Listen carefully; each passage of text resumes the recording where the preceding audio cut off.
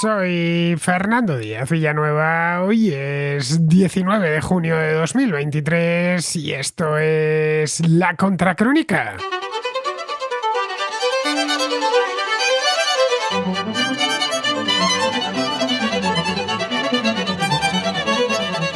La esperada ofensiva ucraniana ha dado ya comienzo en distintos puntos del frente, aunque eso sí, aún no ha cobrado el impulso que anticipaban algunos analistas quizá demasiado optimistas.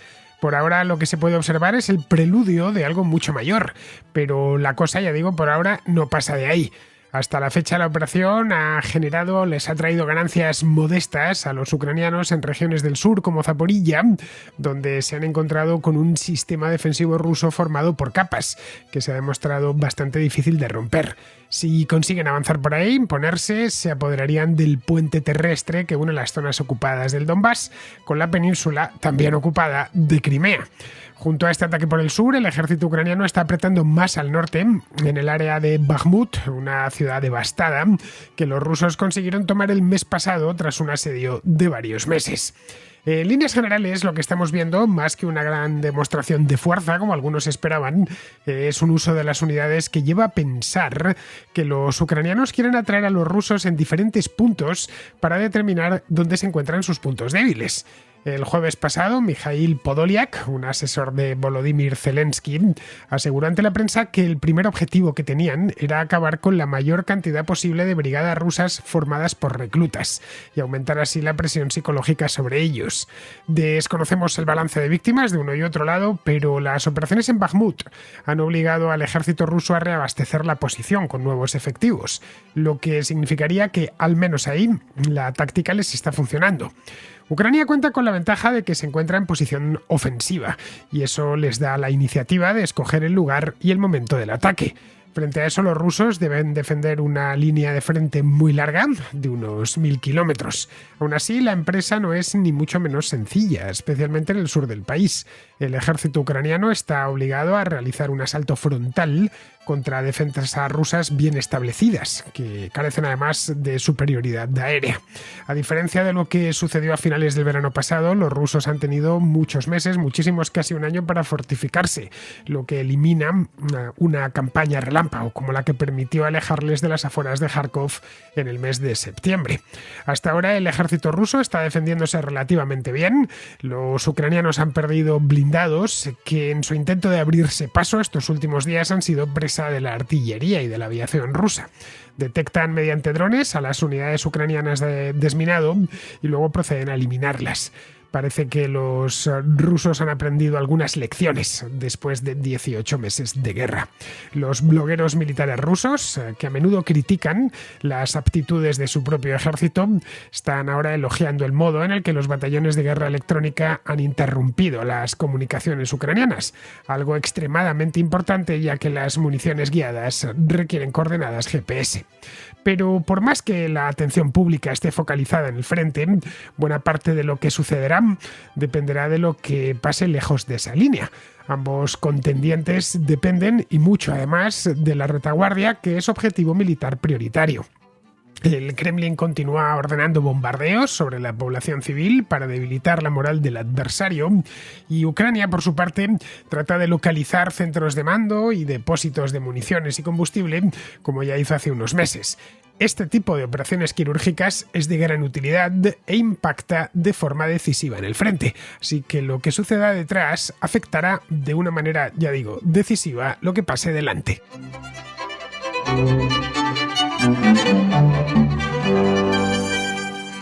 La contraofensiva ucraniana ya está en marcha, lleva algo más de una semana, unas 2 semanas aproximadamente, y a diferencia del pasado verano, está siendo mucho más pausada, mucho más tranquila.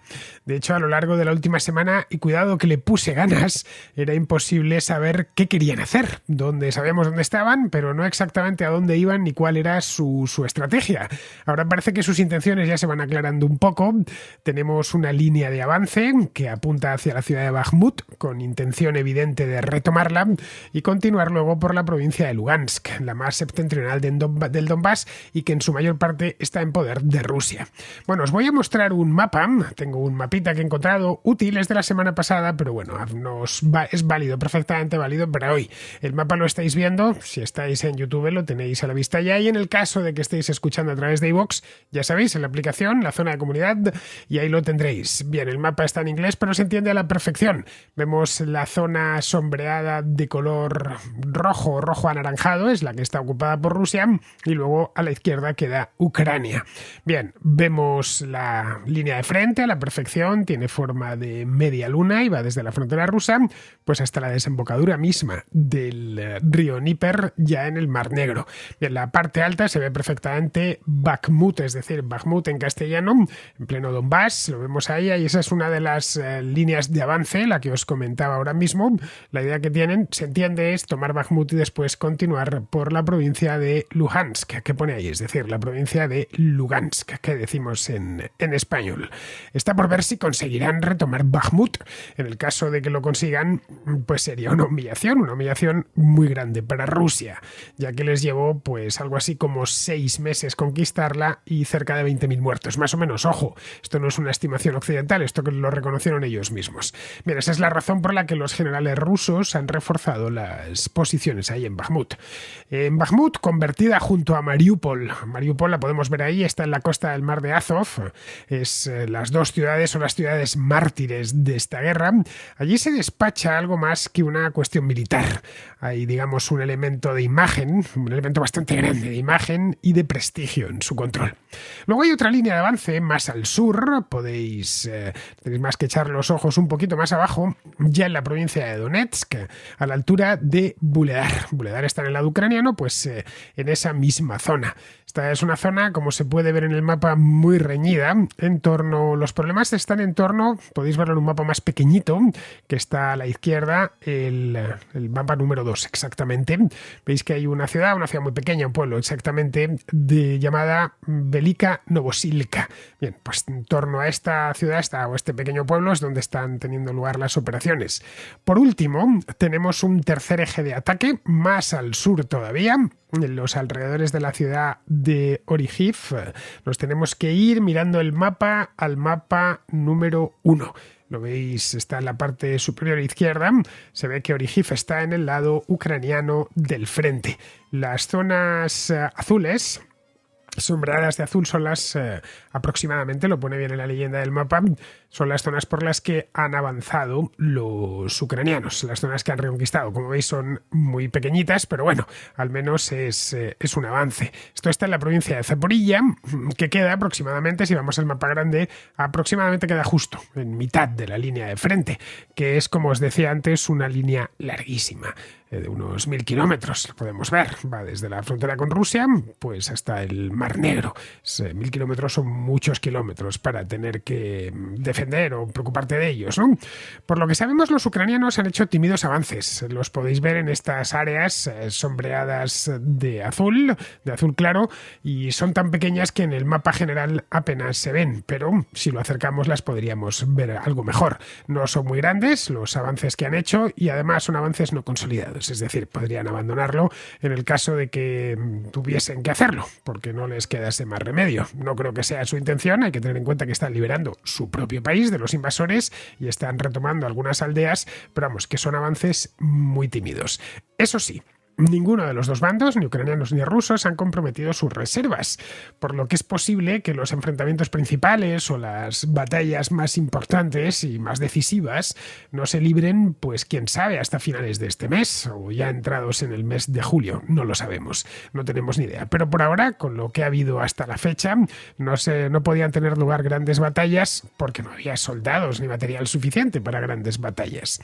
El avance en la provincia de Donetsk parece ser hasta la fecha el más sólido. Ucrania ha empleado 7 brigadas cerca de Velika Novosilka para liberar alrededor de 60 kilómetros cuadrados de territorio. Esto en unos días, unos 4 o 5 días aproximadamente. A ver, no es mucho territorio, 60 kilómetros cuadrados, pues he ido a buscar para hacer una comparación que la entendamos, al menos los españoles y especialmente los canarios. He encontrado que la isla de la Graciosa, que está al norte de Lanzarote, tiene 30 kilómetros cuadrados, 29 exactamente. Así que sería 2 veces más o menos la isla de la Graciosa, lo que han liberado ahí. Podemos ver en el mapa número 2, como se ve que es un área, pues eso, más o menos como si colocamos 2 veces la Graciosa, una al lado de la otra. Pero vamos, es poco, pero es mucho si lo comparamos con el estado del frente durante estos últimos meses. Sí, un frente que, en fin, apenas se ha movido, por lo que avances y más avances de este tamaño. No olvidéis lo que fue Bakhmut, 6 meses y aquello se movía 3 edificios. Pasaban días y no había apenas movimiento, y en el resto de la línea no ha habido movimiento ninguno. Así que ver que hay un intercambio de territorio de este tamaño, de 2 veces la isla de la Graciosa, ya es muchísimo, ya es una noticia en sí misma. No eran además 60 kilómetros cuadrados deshabitados. Hay algunas aldeas pequeñitas, que han sido formalmente liberadas por las tropas ucranianas. Esto lo hemos podido ver cualquiera que siga la guerra a través de las redes sociales o del periódico, que le dé un seguimiento diario. Es decir, como es mi caso, habréis visto imágenes de vídeos exactamente, las que en estos vídeos se ve como la infantería ucraniana se pasea por estas aldeas con su bandera ucraniana, muy orgullosos, haciendo ver al mundo que efectivamente ya han llegado a tomar esta u otra aldea. No recuerdo los nombres, pero vamos, son poblaciones muy pequeñitas. El progreso, como vemos, es pequeño, pero es efectivo. En Velika Novosilka, por lo menos. Y esto contrasta con las dificultades que están encontrando más al sur, ya en la provincia nos metemos ya en la provincia de Zaporilla. Allí se han producido combates más frontales entre ambos ejércitos y no tanto escaramuzas. Los ucranianos, que eran los que atacaban, han sufrido en esta zona pérdidas significativas, tanto de efectivos como de armamento. El Kremlin liberó hace unos días imágenes que, de nuevo, si seguís la guerra, las habréis visto seguro, porque son imágenes que creo que cualquiera que siga esto, yo me las devoro todas las que voy encontrando, y más o menos voy colocándolas en su lugar, y en su lugar cronológico, por supuesto, y también geográfico, para hacerme una idea general y de vez en cuando pues prepararos un programa sobre esto mismo. Bien, pues estas imágenes en las que se podía ver cómo los rusos habían neutralizado unos cuantos tanques occidentales, tanques Leopard eran exactamente, también había blindados Bradley de estos estadounidenses de transporte de tropas, habían caído víctimas de las minas, pero no solo, también de la artillería rusa. Bueno, había uno de los vídeos que mostraba incluso a un soldado ruso junto a un Leopard, y estaba todavía el motor del Leopard aún en marcha. Rusia, de cualquier modo, no pensemos que esto está siendo ni mucho menos un paseo militar. Es más, ellos se están defendiendo. Si habían neutralizado a estos blindados y a estos Bradley y a estos Leopard, fue porque se habían metido en su territorio, no por ninguna otra razón. No habían salido a buscarles, en una palabra. Vamos, que también están sufriendo lo suyo. En una reunión con blogueros militares rusos, esto fue hace una semana solo, Vladimir Putin les confesó, y esto por supuesto se hizo público, que Rusia había perdido 54 tanques durante esta ofensiva, hasta lo que llevamos de ofensiva, que es muy poquito tiempo. La cifra sorprendió muchísimo a los analistas occidentales, ya que su recuento, el recuento que ellos llevan, es un recuento paralelo y no necesariamente exacto, que por lo general suele ser conservador, esa es la verdad, era inferior. Vamos, que los analistas occidentales estaban convencidos de que habían perdido menos carros de combate, que a pesar de todo, como los están atrincherados en una palabra y no habían tenido que sacarlos a campo abierto, pues no habían perdido tanto. Pero vamos, el propio Putin lo reconoció. Igual han perdido más, no lo sabemos. Lo que les dijo a los blogueros rusos, los blogueros de guerra, era esto mismo. Los blogs en Rusia tienen muchísimo público, los blogs de guerra, quiero decir, muchísimo público, más del que puedan tener en Occidente. Evidentemente el país está metido en una guerra, aunque evidentemente ellos no dicen guerra, dicen operación especial, porque de lo contrario los meterían en la cárcel. Pero todos estos temas de defensa, ya hablé aquí en la Contracrónica hace un tiempo sobre este programa, que el de la Margarita Simonian, que está en una especie de chiringuito, como este programa que hay de fútbol en España por las noches, pues el de Pedrerol, vamos. Pues lo mismo por hablando de guerra, ¿no? Se inflaman y se exaltan. Bueno, pues todos estos temas allí tienen un cierto tirón, digamos, cierto tirón, y los blogs también van actualizando continuamente y sirven. Son francamente muy útiles porque aunque están escritos en ruso, pues sirven para que tanto los ucranianos, por supuesto, como todos los que están interesados o estamos interesados en la evolución del conflicto, pues nos informemos de primera mano, al menos en este caso del lado ruso. Volviendo sobre la ofensiva en sí misma, que en esa zona de Zaporilla que veíamos antes sobre el mapa estén los ucranianos encontrándose con problemas, tiene razón de ser. No muy lejos de Orihiv, ya en el lado ocupado por Rusia, se encuentra una ciudad pequeñita, de nuevo un pueblo, que se llama Tokmak. Este Tokmak es un emplazamiento estratégico. Tenéis el mapa de nuevo para que lo podáis echar un vistazo. Los de YouTube, los que estáis en iVoox podéis mirarlo en cualquier momento. Bueno, veis que Orihiv está en el lado ucraniano, tenéis que ir al mapa 1, debajo hay uno que se llama una aldea que se llama Robotine, luego Solotka Balka y debajo está Tokmak. Bien, Tokmak no es que sea muy grande, pero es un lugar por el que pasa el ferrocarril y también la carretera principal que conduce a Crimea. Si los ucranianos consiguen hacerse con Tokmak, tendrán, y lo podemos ya ver en el mapa grande, tendrán Melitopol a tiro y las costas del mar de Azov. Es decir, habrán roto el puente terrestre que une el Donbass y Crimea. Todo indica que este podría ser el punto elegido para desatar el grueso de la ofensiva. Desde luego sería perfecto si consiguen, aunque si todo lo que hacen este verano es romper ese puente terrestre, se puede decir que la ofensiva habrá sido un éxito absoluto. Esta guerra ya sabemos que va para largo y si consiguen solo eso, es decir, dividir el Donbass y Crimea, con eso podrían darse los generales ucranianos con un canto en los dientes. Bien, si consiguiesen eso, sería, bueno, y además una humillación tremenda para los propios rusos, que esta fue una de las primeras conquistas que hicieron, de las primeras zonas que ocuparon cuando entraron en el mes de febrero de 2022. A lo largo del mes de marzo construyeron este puente porque para ellos era una cuestión principal. Bien, hasta ahora el ejército ucraniano, como os decía antes, ha limitado sus ataques a pequeñas escaramuzas. No ha habido una ofensiva bestial, ¿no? Ni mucho menos. Escaramuzas más de observación que de otra cosa. No han desplazado unidades nuevas, están empleando las que ya tenían ahí, las que ya estaban ahí, y parece que tienen como objetivo tantear el terreno enemigo e identificar los puntos débiles de las líneas rusas. A ver, no está mal pensado. Como no saben muy bien lo que hay al otro lado, pues prefieren antes, por utilizar una metáfora médica, auscultar aquella zona y saber lo que hay, vamos. En el caso de que los rusos tengan muchos hombres y mucho material, pues se verán obligados a enviar más. Si por el contrario tienen esa parte del frente algo más desatendida, podrán acometer la ofensiva con menos tropas o directamente no acometer la ofensiva allá donde está mejor fortificado, que sería lo lógico y lo razonable. Lo que no tenemos ni idea es lo que harán. No lo sabemos. En el caso de que decidan atacar por ahí, no podrán guardar mucho tiempo el secreto. Tendrán que desplazar mucho material y muchos hombres, especialmente unidades acorazadas, para acompañar y apoyar a la infantería. Y tendrán que hacerlo muy rápido, antes de que los rusos se reconstruyan. Luego los rusos tampoco han hecho un despliegue especial. Están con lo que tienen, se están defendiendo con lo que ya estaba ahí. Saben que están a la defensiva, por lo que todo invita a pensar que su idea es defenderse bien. Es decir, organizar una defensa en profundidad, retrocediendo si es preciso para resituarse en un terreno algo más favorable. Esto los ucranianos lo saben a la perfección, pero poco pueden hacer, salvo reducir a cualquier coste la superioridad de artillería rusa, que les está haciendo polvo.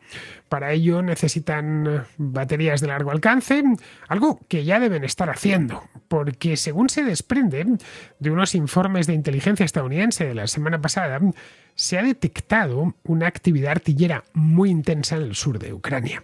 Una vez más, gracias a los blogs militares rusos, que cuentan muchísimas cosas, sabemos que la semana pasada murió en un ataque artillero ucraniano un general ruso, un general de división exactamente, llamado Sergei Goryachev. Este es el primer general ruso en morir en el último año. Es decir, llevaba un año, la verdad es que en el último año Habría que irnos al mes de noviembre, que es cuando terminó realmente la ofensiva. Pero vamos, habían sabido protegerse bien hasta que le ha pillado a este hombre, a Goryachev.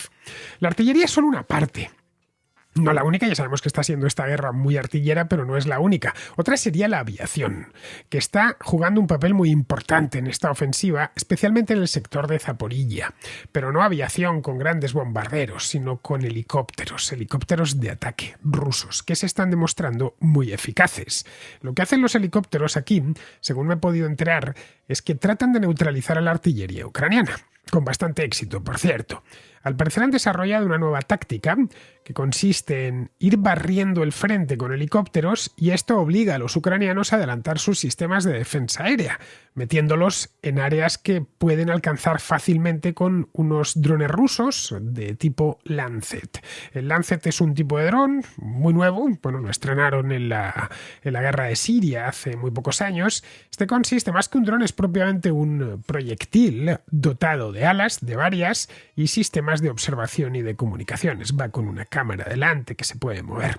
Podéis buscarlo en Google y encontraréis imágenes de color blanco, no es especialmente grande.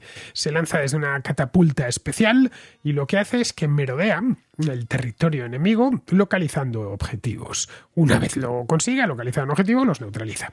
Las baterías antiaéreas son presa fácil de estos Lancet, cuyo alcance máximo es de 40 kilómetros desde el punto de lanzamiento.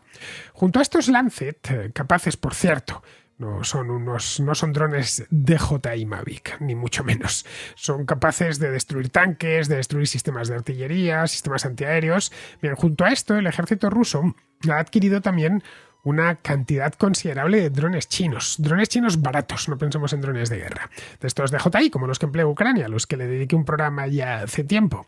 Estos drones chinos son muy económicos y se pueden comprar por decenas o por centenares y permiten obtener información de la máxima calidad en el campo enemigo. Y además, en el caso de que te derriben 10, pues no pasa nada, pones otros 10 en el aire sin muchos problemas. Ya más al sur, cerca de la desembocadura del Dnieper, el terreno ha quedado intransitable. Esto fue a causa de la inundación provocada por la voladura de la presa de Novakayovka. Esto fue el pasado 6 de junio, hice un programa sobre esto mismo. Antes de irme a Miami, fue creo que el último programa que hice. Esta voladura, aparte de ser un desastre humanitario, una de las cosas que hizo fue poner patas arriba los planes de Ucrania para atacar por esa zona. La destrucción del puente que discurría por encima de la presa ha permitido a Rusia trasladar algunas unidades del sur a Zaporilla. Y esta podría ser una causa que explique la voladura de la presa. Teniendo en cuenta que el Dnieper a esas alturas es muy ancho y te quitan el único puente que había, pues te lo planteas dos veces. Necesitas, en una palabra, un desembarco anfibio. Si no hay puente, aquello no se puede cruzar con el fusil en los hombros, por resumirlo mucho. Es un pedazo de río, como se hablaba aquí en este programa que hice sobre la voladura de la presa. Que esté toda esa zona inundada impide que se realicen, operaciones con armamento pesado, porque no van a poderlo meter ahí a no ser que quieran perderlo. Pero los rusos, claro, han dejado la zona muy desprotegida. Así que quizá los ucranianos, y con algunos analistas se manejan con esta posibilidad, quizá los ucranianos se atrevan a cruzar la marisma que ha quedado con lanchas rápidas y unidades tripuladas por unidades de operaciones especiales. Lo de atacar por la desembocadura del Dnieper es una posibilidad, pero no tenemos ni idea, no lo sabemos si irán o no irán por ahí. Por ahora el punto caliente está en el centro del frente, el que hemos visto antes sobre el mapa. El ejército ucraniano está mucho mejor equipado que hace un año, bastante mejor equipado que hace un año. A lo largo de los últimos meses les ha llegado armamento de sobra, han estado entrenando sus tropas tanto en la propia Ucrania como en países occidentales.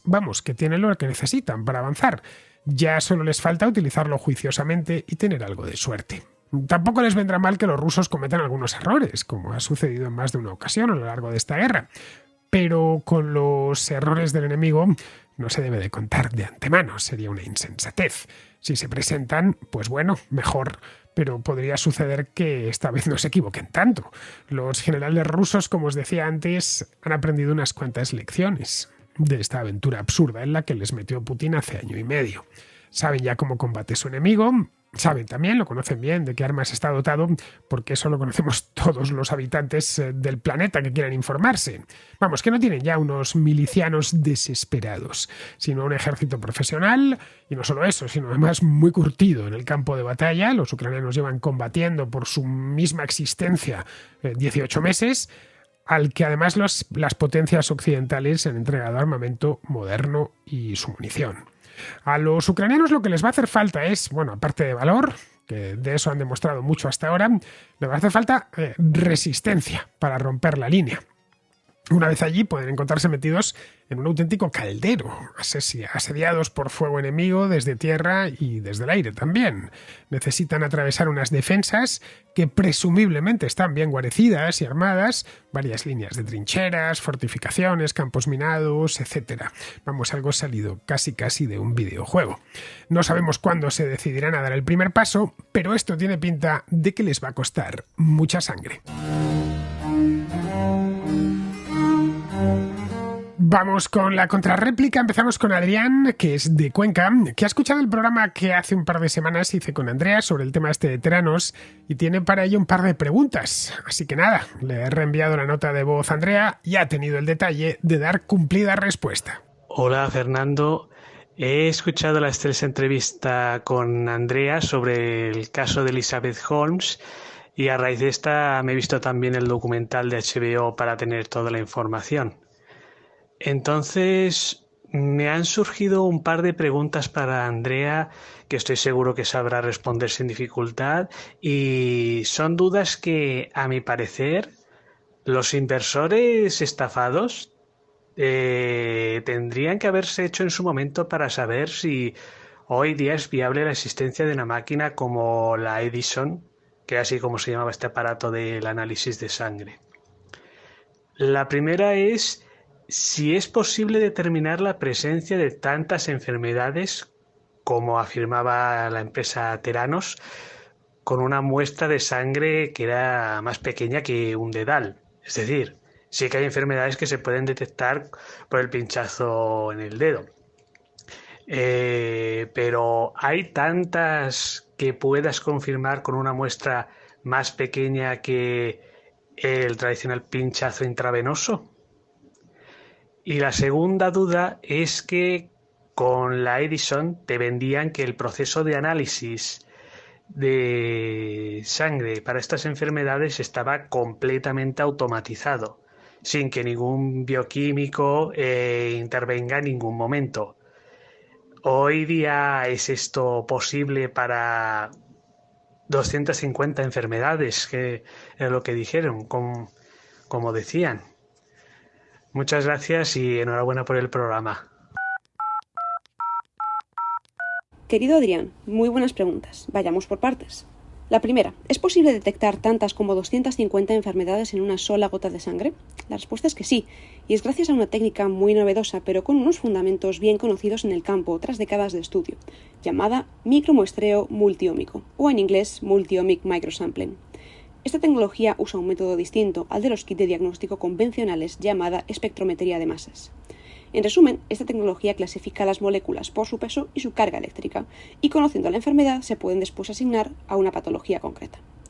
En un estudio piloto de la Universidad de Stanford se detectaron en una sola muestra 128 proteínas, 1.461 metabolitos y 776 lípidos, de tan solo 10 microlitros de sangre, es decir, 10 milésimas partes de un mililitro, casi lo que ocupa una gota de agua diminuta de esas que quedan adheridas al vaso después de beber. Siendo esta tecnología de frontera, las últimas noticias son de este mismo enero del 23, lo que Elizabeth Holmes pretendía hacer no era una misión tan imposible y tan revolucionaria como pretendía hacer ver. Eso sí, hacía falta poner algunas de esas decenas o centenas de miles de millones que levantó al servicio de la tecnología y el conocimiento. A la segunda de tus preguntas, si es posible automatizar el proceso de análisis para esas enfermedades, o añado aún incluso más. Sí, y en ello se trabaja. La automatización es una de las ramas más bollantes en el sector biotecnológico.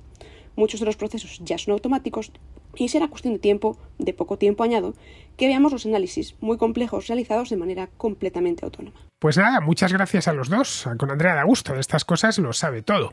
Según nos cuenta Andrea, la tecnología de la que decía disponer la máquina de Theranos, la Edison, bueno, hasta en eso, esta mujer se trabajaba la mercadotecnia, esa tecnología existía, pero en lugar de desarrollarla adecuadamente y sin armar ruido y adaptarla para su máquina, eso de no armar ruido y desarrollarla bien, que es lo que hacen la práctica totalidad de estas empresas dedicadas al sector biotecnológico, pues hizo todo lo contrario. A ver, ¿quién conocía Moderna hasta la irrupción de la pandemia? Pues casi nadie, ¿eh? Pues bien, llevaban 10 años trabajando en la tecnología de ARN mensajero, ¿eh? Algo similar pasaba con BioNTech, una empresa con sede en Maguncia que fue fundada en 2008 y de la que nadie o casi nadie sabía nada hasta que Pfizer se alió con ellos para desarrollar la vacuna contra la COVID. Elizabeth Holmes podría haber hecho lo mismo, trabajar tranquilamente, ir levantando fondos conforme avanzaban sus investigaciones. Pero le pudieron los delirios de grandeza y prefirió construirse un personaje y relacionarse con gente importante vendiéndose a sí misma como un genio y además en el camino ganar un montón de dinero. Bien, vamos ahora con Jordi, que reabre el debate de hace un par de semanas que nos trajo Chimos sobre si la pérdida de votos de la izquierda en las municipales del 28 de mayo se debe a que se han engolfado a la propia izquierda con las ideas posmodernas. A raíz de lo que ha comentado el compañero contraescucha Chimo en la contracrónica de hoy jueves, en referencia a la influencia de la adopción de la cultura woke en la pérdida de votos de la izquierda, quisiera hacer una aportación a nivel de debate, ¿vale? Porque creo que abre un melón interesante de debate. A ver, por un lado, el compañero dice o argumenta que ya que no ha habido ninguna crisis económica que explique la bajada de votos de la izquierda, cosa que según él pues es inaudita, pues nos tenemos que ceñir a otros motivos. Vale, a ver, primero comentar que sí que han habido crisis económicas durante esta temporada y además seguidas. Mira, ya no quiero ir más allá de estos últimos años, pero también podríamos marcar el Brexit como un principio, pero incluso más allá, Pero tenemos, por ejemplo, la pandemia, el COVID. A ver, nadie se acuerda de los ERTEs, nadie se acuerda de las restricciones, de las bajadas en el consumo, de tantos y tantos efectos que hubo. Pero además, casi seguidamente, pues ha venido la siguiente, que ha sido la crisis de oferta derivada de la guerra de Ucrania, entre otros, ¿no? Subidas de precios, inflación. Cierto es que no hemos vivido una subida del paro como en 2008-2009. También, a ver, la manera de contabilizar el paro es diferente ahora porque todo el mundo está fijo aunque sea discontinuo, ¿no?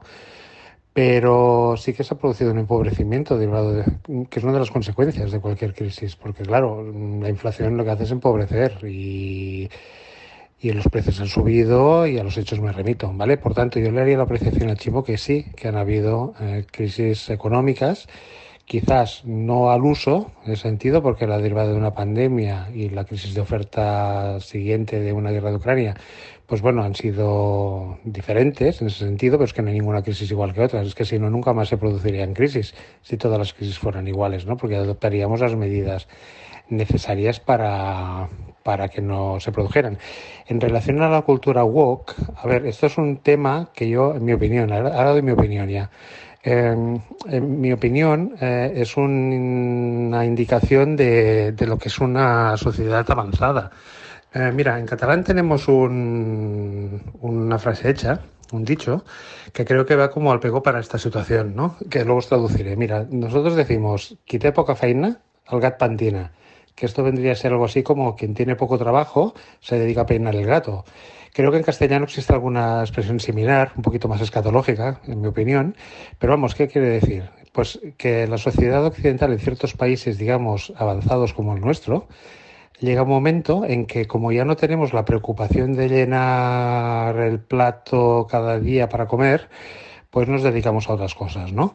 Que son muy importantes, Yo soy el primero que defiendo la igualdad, etcétera, etcétera, pero ya no como cultura, sino simplemente como normalidad, ¿no? Pero claro, el problema ha sido que adoptar esta cultura woke lo sumamos a los efectos de las crisis anteriores y lo sumamos también a quizás algunos errores legislativos en ciertas políticas de bandera de cierta parte del gobierno que no se ha sabido capear de manera correcta, pues quizás tendríamos la explicación. De todos modos, Todavía no se han realizado las elecciones, no se han celebrado y ya veremos cuál será el resultado, ¿de acuerdo? Venga, pues nada, Fernando, muchas gracias por todo y un abrazo y felicidades por tu trabajo. Le comenté a Chimo en aquella ocasión que la extrema izquierda sí que había perdido votos, pero no tanto el PSOE, que se ha quedado casi como en 2019. Luego al PSOE no parece que le haya afectado demasiado, pero es que el PSOE ya no estaba bien en 2019. Ganó las municipales de aquel año porque la derecha se presentaba dividida en 3 partidos y por ninguna otra cosa. En el momento en el que sus socios han perdido pie, todo se ha ido al garete. Lo tenía pillado con pinzas Pedro Sánchez. En estas elecciones, Sánchez sigue teniendo, de hecho, si miramos las encuestas, un apoyo muy parecido al de hace 4 años. Si pierde es porque Ciudadanos ha desaparecido, el PP se ha fortalecido algo y Vox se mantiene. Y bueno, y Podemos ha saltado por los aires. Resumiendo, los que votaban al PSOE seguirán haciéndolo con posmodernismo o sin posmodernismo, con inflación o sin inflación. Al final gobierna quien gestiona mejor sus recursos electorales. Tal y como está concebido ahora el Congreso, el PP y Vox necesitan ganar con mayoría absoluta. De lo contrario, seguirán en la oposición.